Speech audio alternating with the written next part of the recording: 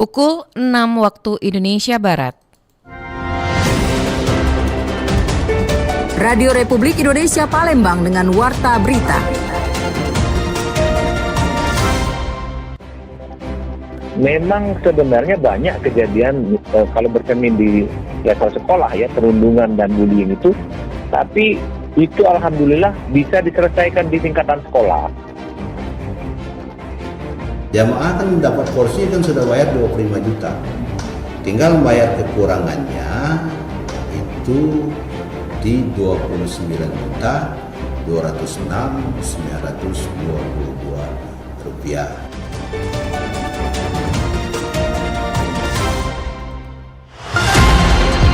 Selamat pagi, Anda mendengarkan Warta Berita RRI Palembang, Sari Berita.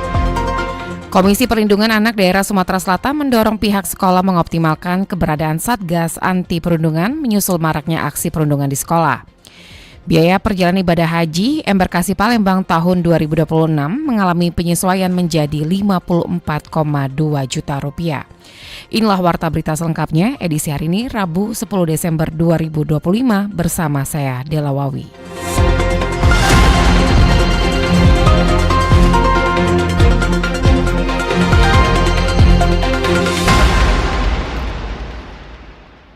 Komisi Perlindungan Anak Daerah Sumatera Selatan mendorong pihak sekolah mengoptimalkan keberadaan Satgas Anti Perundungan menyusul maraknya aksi perundungan di sekolah. Komisi Perlindungan Anak Daerah Sumatera Selatan mendorong lembaga pendidikan untuk mengoptimalkan Satgas Anti Perundungan yang keberadaannya diwajibkan melalui Permendikbudristek Nomor 46 Tahun 2023. Komisioner KPAD Sumsel Abdul Latif mengungkapkan praktik perundungan di sekolah masih banyak terjadi di Sumatera Selatan. Namun sebagian besar masih dapat diselesaikan di tingkat sekolah dengan mediasi yang dilakukan oleh Satgas Anti Perundungan. Latif mengatakan KPAD akan hadir bila kasus perundungan di sekolah tidak dapat diselesaikan di tingkat Satgas, seperti kasus-kasus penganiayaan berat atau yang memiliki kecenderungan untuk berlanjut ke proses hukum dan peradilan. Memang sebenarnya banyak kejadian kalau bercermin di level sekolah ya, perundungan dan bullying itu, tapi itu alhamdulillah bisa diselesaikan di tingkatan sekolah. Karena sekolah dengan undang-undang baru itu diwajibkan untuk membentuk satgas ya. Ada aturan dari Menteri Pendidikan kalau tidak salah untuk membentuk satgas-satgas untuk anti perundungan dan anti kekerasan terhadap anak. Jadi bukannya tidak ada kasus, tapi banyak kasus itu yang bisa diselesaikan di level sekolah.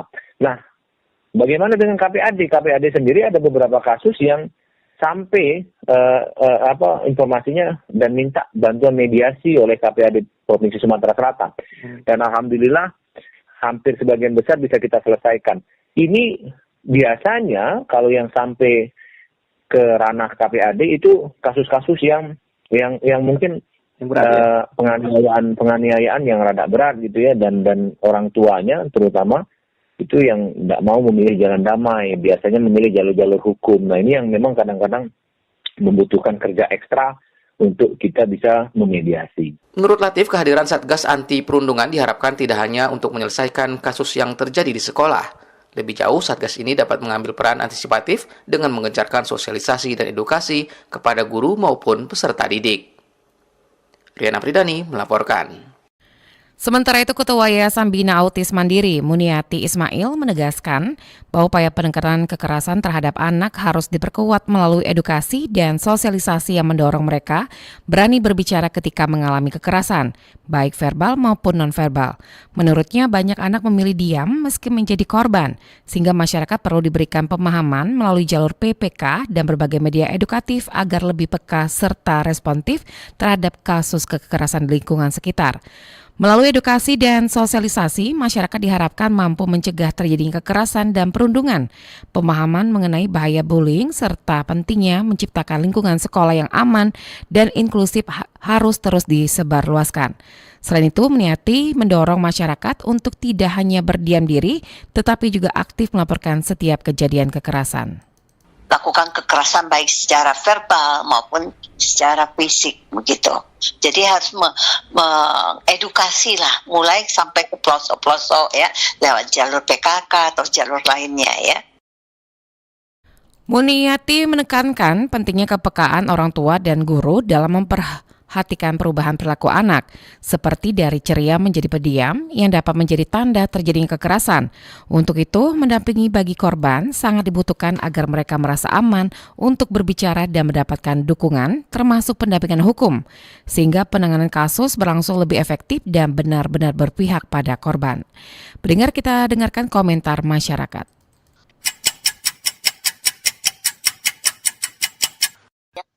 Saya Azza dari Lorong Rawajaya.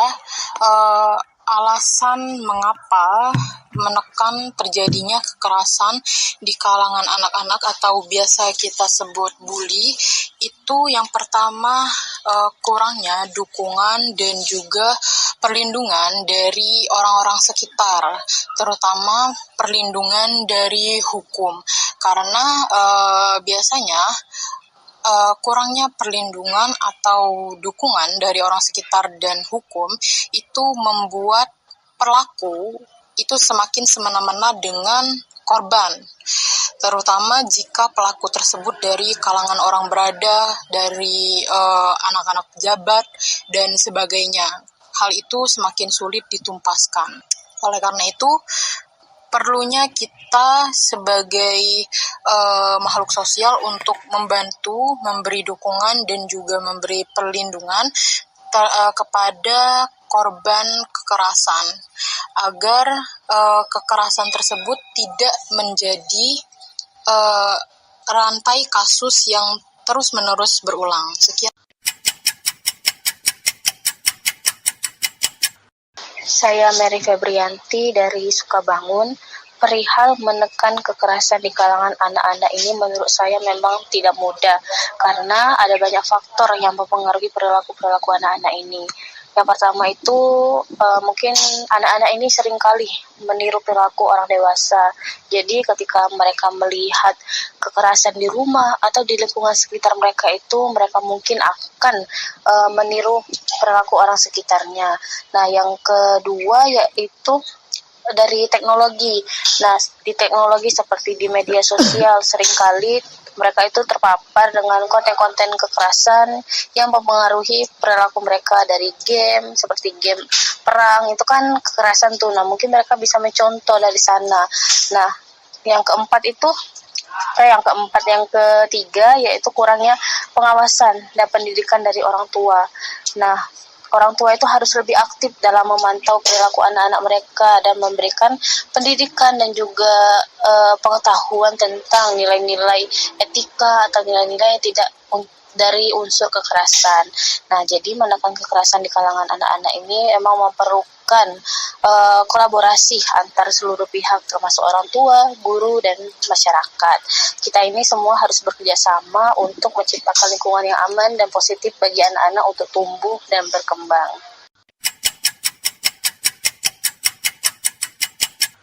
Nisa Rahmadila dari Palembang. Menurut saya kekerasan di kalangan anak-anak masih sulit ditekan karena banyak faktor yang saling berkaitan. Banyak sekali anak meniru apa yang mereka lihat di rumah, seperti orang tua yang mudah marah atau lingkungan yang sering bertengkar. Pengaruh tontonan dan game yang penuh adegan kekerasan juga membuat anak cepat mencontoh tanpa tahu mana yang baik. Di sekolah, pengawasan yang terbatas kadang membuat masalah kecil berkembang jadi besar. Selain itu, masih ada anggapan bahwa mengejek atau memukul itu hal biasa, sehingga anak tumbuh dengan pola pikir yang salah. Karena itu, menekan kekerasan pada anak perlu kerjasama semua pihak keluarga, sekolah, dan lingkungan sekitar. Saya Serlia dari Palembang. Menurut saya sulit menekan kekerasan pada anak karena mereka tumbuh dari lingkungan yang seringkali tidak memberi contoh yang sehat. Ketika di rumah atau sekolah, mereka melihat kemarahan diselesaikan dengan bentakan atau pukulan. Mereka belajar bahwa kekerasan adalah cara yang sah. Lebih rumit lagi, banyak anak tidak diajarkan cara memahami atau mengelola emosi sehingga frustasi mudah berubah menjadi agresi. Kurangnya komunikasi dan pengawasan membuat tanda-tanda awal sering terlewat. Sementara tekanan pergaulan dan pengalaman dibully mendorong anak membalas dengan cara yang sama. Jika ditambah kondisi keluarga yang penuh stres, agresi menjadi pelampiasan yang pulih cepat. Karena itu, masalahnya bukan hanya pada anak, tetapi pada ekosistem sosial yang membentuk pola pikir mereka.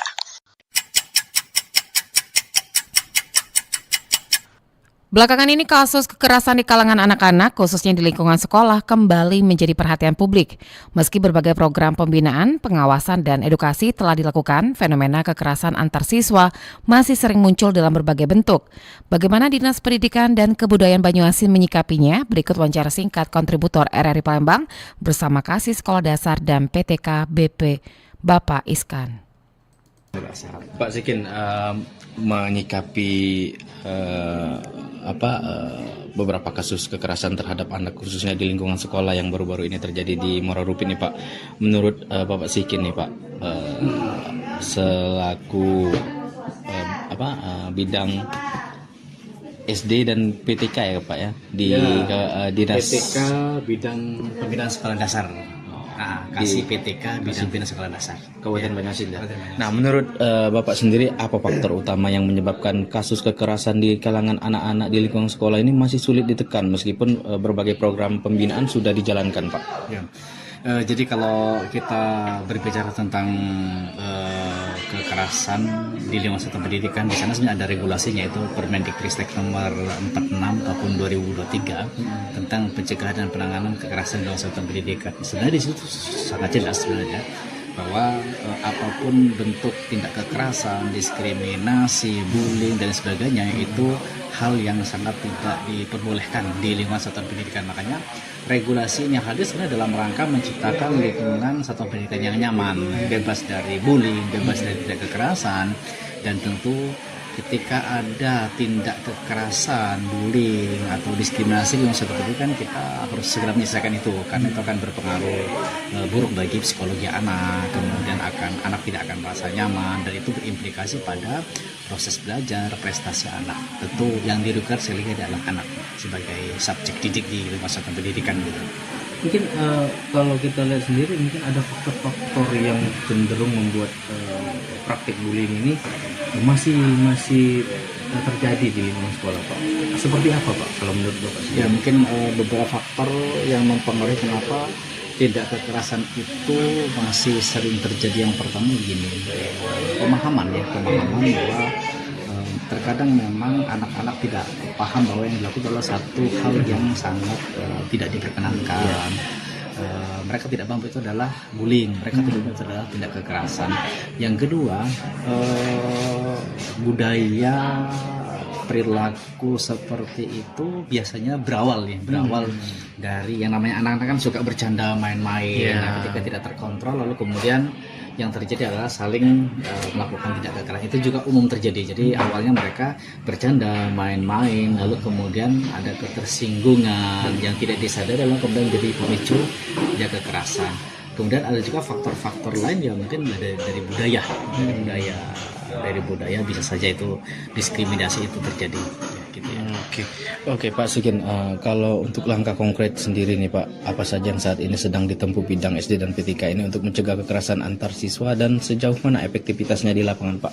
Kalau dari dinas, jadi kita Dinas Pendidikan bahkan pemerintah Kabupaten Banyuasin begitu Permendikbudristek 46 tahun 2023 itu diterbitkan, kita langsung membentuk satgas, namanya Satgas Penanganan tindak kekerasan di satuan pendidikan. Jadi di tingkatan pemerintah daerah itu ada namanya Satgas Penanganan Tindak Kekerasan di tingkatan satuan pendidikan. Kemudian dari situ juga kita menginstruksikan kepada seluruh sekolah untuk membentuk TPPK, ya Tim Penanganan dan Pencegahan Kekerasan di Lingkungan Satuan Pendidikan.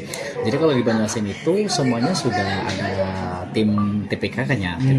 Kemudian di pemerintah daerah kita sudah ada satgasnya. Jadi dan itu yang kemudian dalam tanda kutip mengunci bahwa apapun bentuknya kalau sudah mengarah kepada diskriminatif, kemudian tindakan kekerasan, bullying, perlakuan tidak menyenangkan, kekerasan fisik dan sebagainya itu memang harus dihindari, dan fungsi tim pencegahan dan penanganan kekerasan di lingkungan satuan pendidikan memang harus berperan ketika ada kejadian-kejadian yang mengarah pada hal-hal tersebut itu tadi. Dan saya pikir cukup efektif ya, karena kasus-kasus yang terjadi di Banyuasin itu juga sangat jarang-jarang seandainya pun terjadi kita langsung melakukan penanganan secara khusus gitu, sehingga tidak berlarut-larut kemudian mempengaruhi psikologi anak-anak kita. Karena yang paling penting adalah bagaimana kemudian kita menjaga psikologi anak ketika ada satu anak jadi korban bullying,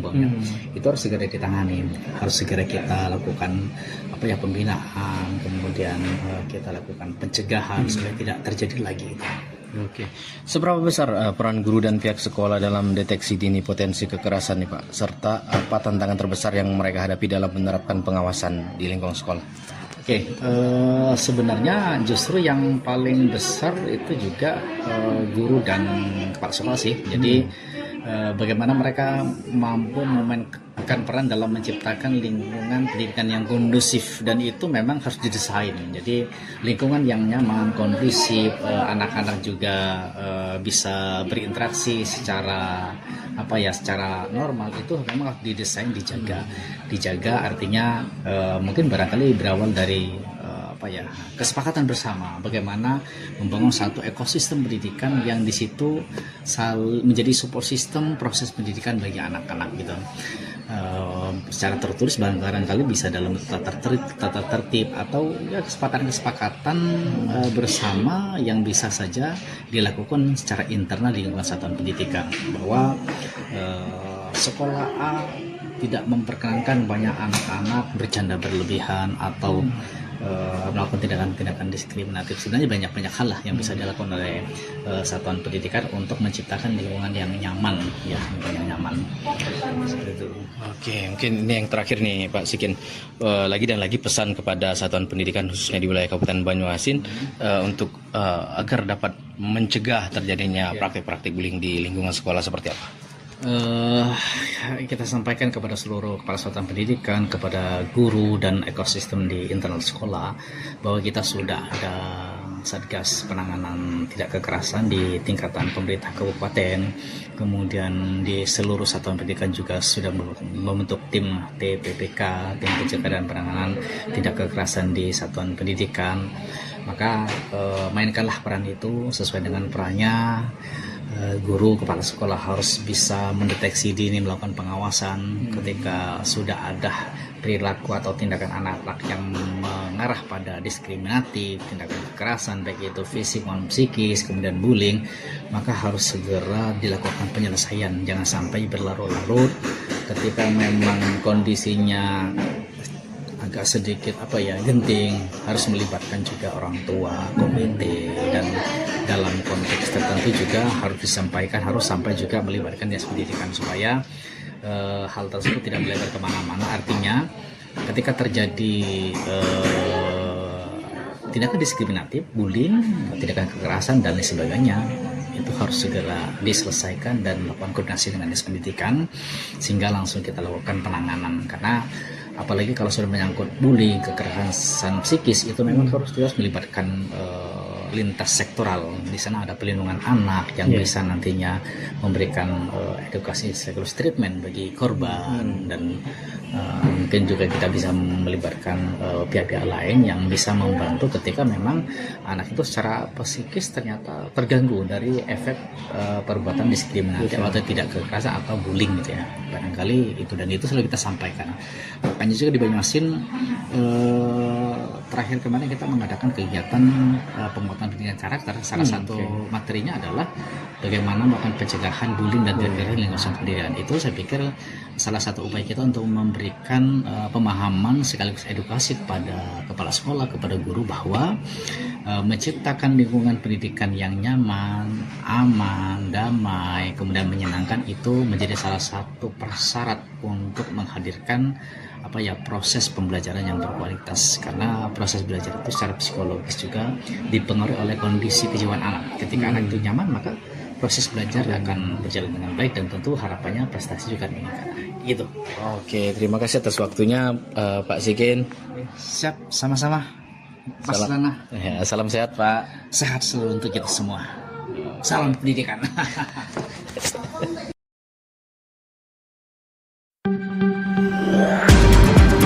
Anda masih bersama Warta Berita RRI Palembang.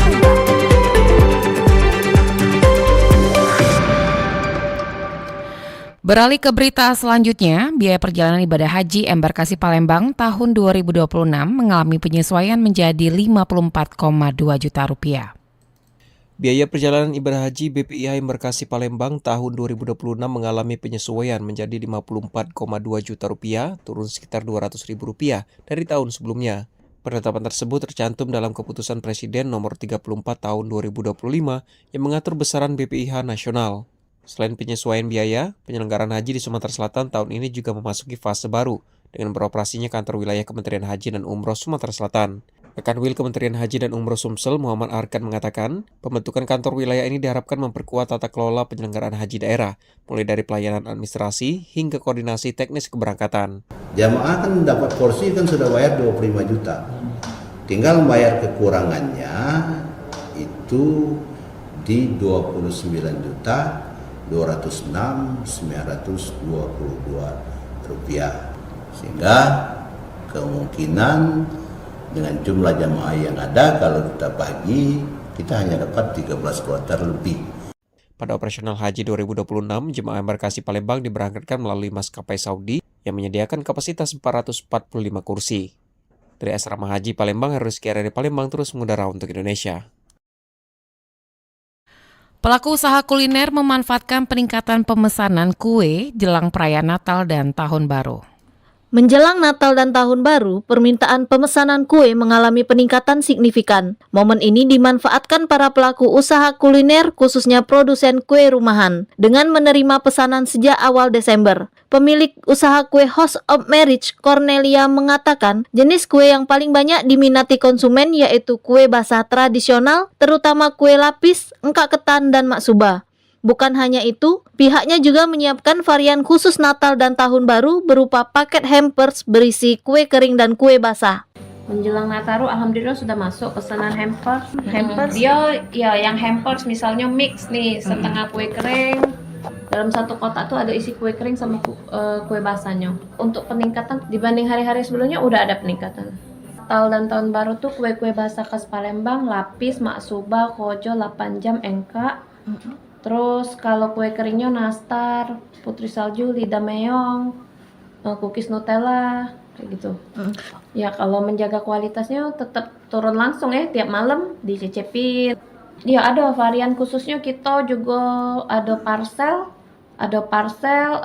dan kue kering. Yang kue kering itu kan biasanya hari-hari biasa kita udah metu ya. Nah menyambut Nataru ini metu kue kering. Ya kendala ya jelas telur kan harga naik, tapi tidak kita kurangi kayak gitu. Menjaga kualitasnya, yuk kita kasih bahan bakunya yang terbaik, tetap packagingnya yang aman sampai ke pelanggan tuh masih tetap rapi, bagus kayak gitu dan anget-anget. Cornelia menambahkan, meski harga bahan pokok masih tinggi, namun ia memastikan produksi kue tetap berjalan lancar. Pihaknya menyiasati dengan bekerja sama dengan pemasok dan melakukan penyesuaian biaya sehingga kualitas kue dan pemenuhan pesanan tetap terjaga. Para pengusaha kue berharap momentum Natal dan Tahun Baru ini dapat meningkatkan penjualan sekaligus memperluas jangkauan pelanggan mereka. Erlin Fartesa melaporkan. Fakultas Keguruan dan Ilmu Pendidikan Universitas Sriwijaya menyiapkan lulusan dengan kesadaran ekologi melalui integrasi konten isu lingkungan dalam sejumlah mata kuliah.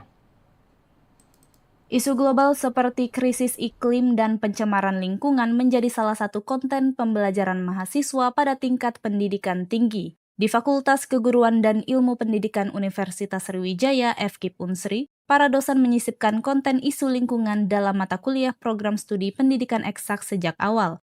Sementara program studi pendidikan bahasa mulai menerapkannya ke dalam 5 mata kuliah sejak 3 tahun terakhir. Wakil Dekan Bidang Akademik FKIP Unsri, Rita Indrawati, kepada RRI menjelaskan dalam penerapannya, mahasiswa mencari informasi isu lingkungan dan bencana alam sebagai sumber penulisan artikel, puisi, buku cerita, dan produksi podcast terkait perubahan iklim. Menurutnya, dampak dari integrasi ini memang tidak instan, namun diharapkan dapat meningkatkan kepedulian mahasiswa tentang isu lingkungan sehingga dapat menjadi calon guru dengan kesadaran ekologi. Ia menilai mahasiswa juga dapat berpartisipasi menyuarakan pendapat mereka terkait isu lingkungan yang juga menjadi perhatian global. Lagi sejak kami riset dengan Amerika dan Turki, itu semacam riset kolaborasi internasional sejak 2021 ya, terhenti di 2024 kemarin selesai, tetapi tetap berkembang menjadi artikel-artikel. Artinya kita saat ini tidak lagi mendikotomikan bahwa perubahan iklim ataupun isu tentang lingkungan itu hanya untuk mahasiswa bidang ilmu sains, tapi juga di bidang pendidikan perlu mengangkat isu ini. Sementara itu, Presiden Prabowo beberapa waktu lalu menyatakan pentingnya memasukkan pendidikan lingkungan ke dalam silabus sekolah. Menanggapi hal tersebut, Rita sepakat bahwa pendidikan lingkungan sudah seharusnya menjadi materi yang didapatkan siswa di sekolah. Rita menambahkan, Indonesia harus terus mengikuti perkembangan isu global agar dapat menciptakan generasi yang siap berpartisipasi dalam pembangunan berkelanjutan. Divya Oktavani melaporkan. Penyidik kasus dugaan korupsi pengadaan lahan kolam retensi di Simpang Bandara SMB 2 Palembang terus bergulir. Kasus dugaan korupsi terkait pengadaan lahan kolam retensi di Simpang Bandara SMB 2 Palembang terus menjadi sorotan. Hingga kini penyidik dari Ditreskrimsus Polda Sumatera Selatan telah memeriksa 60 saksi dan tengah mendalami keterangan dari 2 saksi ahli untuk memperkuat bukti. Kasubdit 3 Tipikor Polda Sumatera Selatan Kompol Kristanto Situmeang memastikan bahwa penyidikan terus berjalan dan menetapkan tersangka akan segera dilakukan. Kasus ini mencuat setelah ditemukan dugaan markup harga pada pembelian lahan seluas 40.000 meter persegi yang rencananya digunakan untuk kolam retensi. Lebih 60-an yang sudah terperiksa dalam perkara ini, dan waktu tahap proses penyelidikan itu baru BPKP mengeluarkan audit investigasi. Nah, ini pada tahap penyidikan ini mereka akan mengeluarkan PKN. Jadi permintaan untuk PKN-nya sudah kita bersurat ke BPKP. Tinggal masih ada beberapa tahapan lagi yang mungkin kita akan selesaikan. Yang pasti proses penanganan perkara ini masih berjalan. Menurut Kristanto Situmeang, pada tahun 2020 lahan tersebut dibeli dengan harga sekitar Rp55.000 per meter persegi. Namun harga tersebut melonjak menjadi Rp995.000 per meter persegi ketika dibeli oleh pemerintah Kota Palembang pada tahun 2021. Bahkan sebagian pembayaran baru dilakukan pada tahun 2022. Temuan ini memicu dugaan penyalahgunaan anggaran yang merugikan negara. Badan Pengawas Keuangan dan Pembangunan atau BPKP telah menyelesaikan audit investigasi dan menyerahkan hasilnya kepada penyidik. Hasil audit mencatat potensi kerugian negara hingga Rp39,8 miliar, memperkuat dugaan adanya penyimpangan dalam pengadaan lahan tersebut. Setelah sempat mandek pada tahun 2023, kasus ini kembali dimaksimalkan penanganannya oleh pihak berwenang.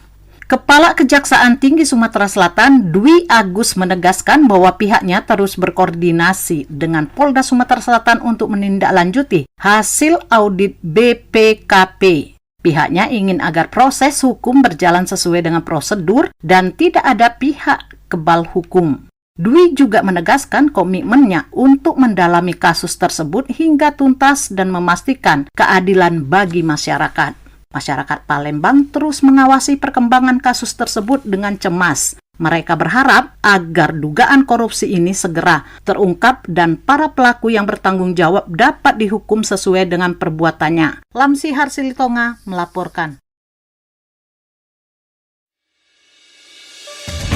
Sekian warta berita produksi Radio Republik Indonesia Palembang. Sebelum berpisah, kami sampaikan kembali pokok-pokok berita.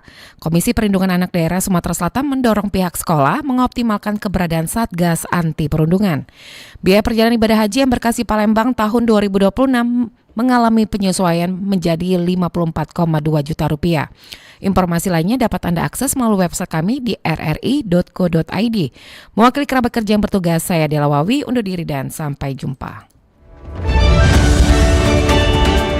Demikian Warta Berita Radio Republik Indonesia Palembang.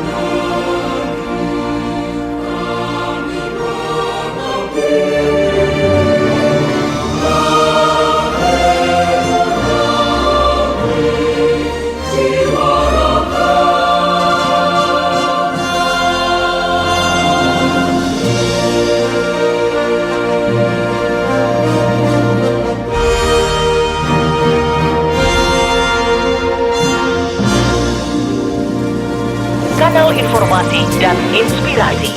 92,4 FM Pro 1 Palembang, kanal informasi dan inspirasi.